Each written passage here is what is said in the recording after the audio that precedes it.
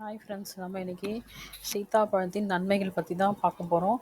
இந்த பழம் இனிப்பான கிரீமியான பழம், பல சக்தி வாய்ந்த ஊட்டச்சத்துக்களால் நிரம்பி உள்ளது.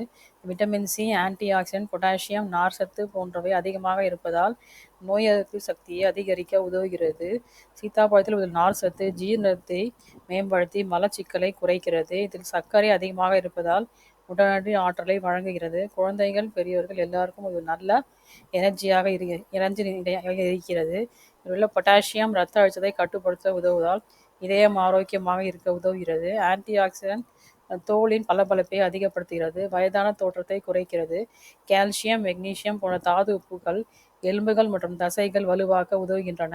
விட்டமின் பி6 அதிகமாக இருப்பதால் மன அழுத்தம் குறைந்து மூளை ஆரோக்கியத்தை மேம்படுத்துகிறது. எடை கட்டுப்பாட்டில் வைக்க விரும்பினால் இந்த பழம் நீண்ட நேரம் பசி உணர்வை எடுக்காமல் இருப்பது உதவுகிறது. மொத்தத்தில் சீத்தாப்பழம் சுவையோடு சக்தி நிறைந்த பழமாக இருக்கிறது.